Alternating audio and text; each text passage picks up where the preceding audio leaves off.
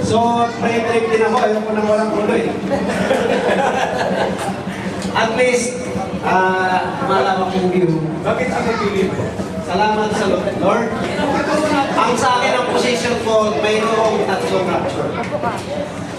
Mamili na nga lang kayo kung saan yung gusto. Very specific yung Bible. Doon sa 1 Corinthians 15:21, unang-una ang kausap dito, Gentil na dito. So ang rapture ay para sa Gentile. Yung binanggit kanina, medyo sasagihin ko, basta memory, at least makita ko. Yung Daniel 9:24 is thy people, that's Israel. Israel lang. Israel to, hindi Gentile.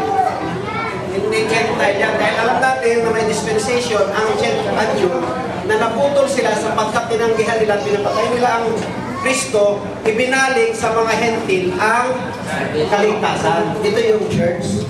So ang irarapture church. Mga ministro naman tayo, 1 Thessalonians 4:16 and 17.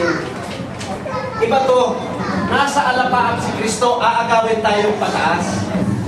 So sasalubong tayo doon sa taas. Tingnan niyo mabuti ang Stephen Shadow. Balikan ko muna sa message ni Brother Branham as a great typologist in church history.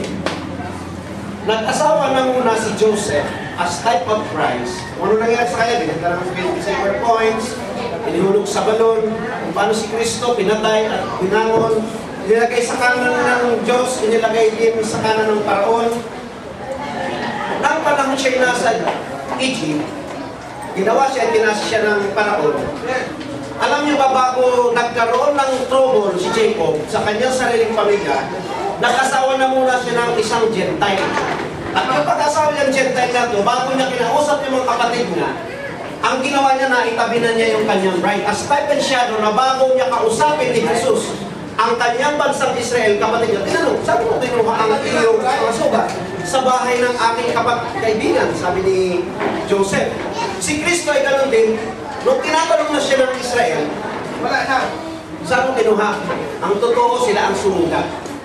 So, ang nangyari kay Kristo, bago niya, ni Joseph, bago niya hinarap ang kanyang mga kapatid, naitabi na muna niya ang Gentile bride niya. At ganun din kay Kristo, bago siya dumating, kukunin muna niya tayo ng mga Gentile bride. Amen? May body change muna tayo. Ilalagay tayo sa upper room, sa bride's chamber. Kung titignan niyo mabuti yung sa pyramid, may istorya ang pyramid. Kung ano yung nasa loob, may bride's chamber at may king's chamber. So, sa position ng pre-trib, ang kukunin dito ay ang Gentile bride bago dumating ang 7 years tribulation period na ididil ng Diyos ang pamilya ni Jacob. Pansinin niyo, Revelation chapter 7 verse 1 to 4 at kung chapter ng 7. Saka ngayon inilalabas. Pansinin niyo, sa church, pagdating ng Revelation chapter 4, wala nang bride. Ang istorya nasa Israel na. Kasi naiakyat na ni Kristo ang bride. Nakuha na niya sa alapaap. So, and we who are alive will be changed. Is he talking to that Israel people? Hindi. Pag-usap alam natin, binanggit kanina. Si Pablo ay mensahero ng Gentil. At ang kinakausap niya yung Gentile bride, hindi Hudyo.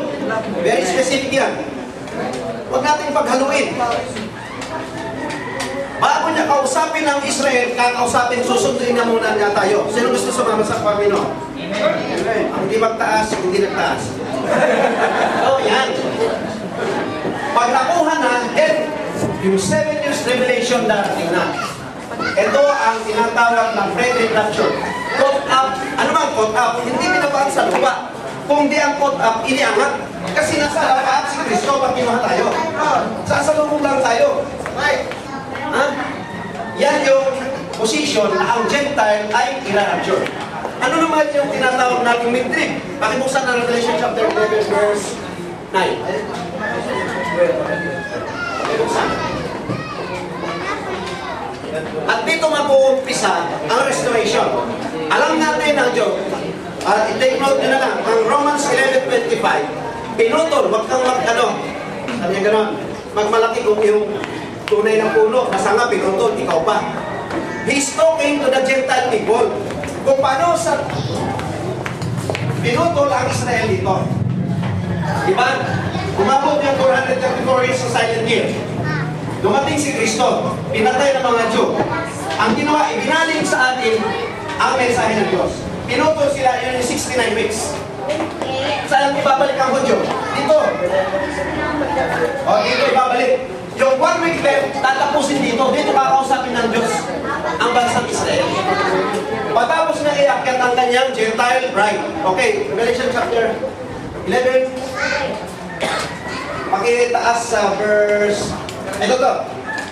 Yung two prophets, mangangaral sila 1,260 days para i-restore yung Moses and Elijah na sa kanila, ibabalik yung naputol dito because yung mga Hudyo, hindi sila naniniwala unless sa prophet. So may darating na propeta, may binanggit kanina, nasa ibang bansa sila, sa Pichimatas pa rin. Ngayon, yung mga piyesta ng Leviticus 23, ginagawa nila.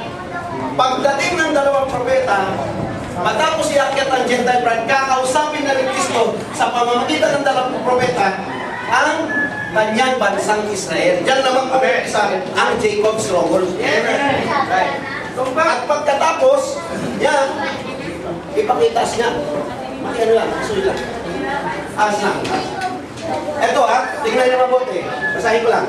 Sana kung pautang ng konting minuto ako ang tinulog sa 10 minutes. Gusto ko, kung anong sinabi ko usapan ng 10 minutes, pero kung anong makikiusap ako ng 10 minutes. Sunod tayo, bawas na. Sige, sa 9. Ito, tingnan mo mabuti. Yung dalawang propeta. O, sige, 11, 6. Itong two prophets na to, this had power to shut the heaven that it rain not in the days of their prophecy. This is the two prophets dealing with the 134,000. I-restore na sila.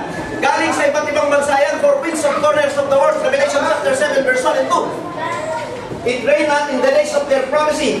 Iseselyohan na niya ang 144,000 dito after itaas ang bride. Ngayon, and have power over waters to burn them to blood and to smite the earth with all plagues as often as they will. By Jacob's trouble na. Hindi na ito matitikban ng bride. Hallelujah! Ngayon, and when they shall have finished their testimony, ipakihanap mo sa taswa, sa verse 4. Una. Yan. Sa 3. Ito yung 1,260 days nila. So, positioning lang tayo siguro. Tama naman yung nasa Bible na 1,260 days. And they will give power unto my two witnesses. Nasa Zechariah 4 yan. And they shall prophesy 1,203 days, clothed in sackcloth. Ito ay nasa third temple sa Jerusalem. Nag-preach sila sa 144,000. Amen. Sinesenyohan nila ng Holy Ghost sapagkat ang Jew ay wala ng Holy Ghost. Ang may Holy Ghost pa lang ay itong bride of Christ ngayon. Hindi nila naiintindihan ang mga pinag-uusapan natin dahil ang Holy Ghost tinanggal sa kanila nung tanggihan nila ng Messiah. Right? So, these 4 days clothed in sackcloth.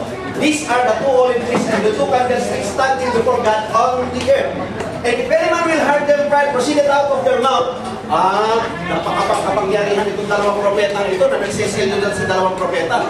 Tama yung yung 1 Thessalonians 2:7. May sisira ito sa midst of the week. Sapagkat ito ay first 3.5 ng 7 years at second 3.5 weeks. 1,000 equivalent to 1,260. Tuloy natin sa 8,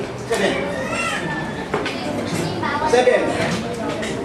And when they shall have finished their testimony, the beast that ascended out of the bottomless pit shall make war against them and shall overcome them and kill them. 11:8. And their dead shot bodies shall lie in the street of great city, which spiritually is called Sodom and Egypt, where also our Lord was crucified. Yan ay doon sa Israel. Tinawag ng Sodom and Egypt yung Israel. Saka natin talakayan yung third temple siguro. And they of the people 9,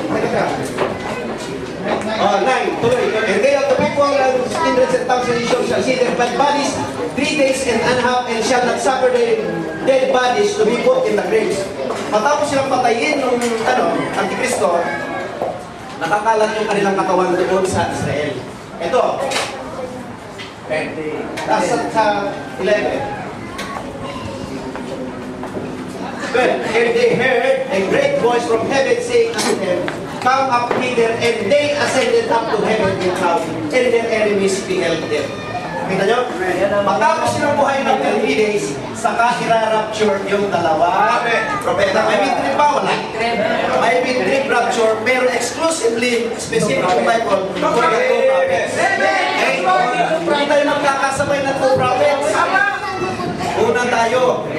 So, dito muna, yung post-trip, yung tinuro ni Brother Cesar, kung inintindi nyo, yun ang idudugtong ko. Salamat po. Okay, tanong ka na. Okay.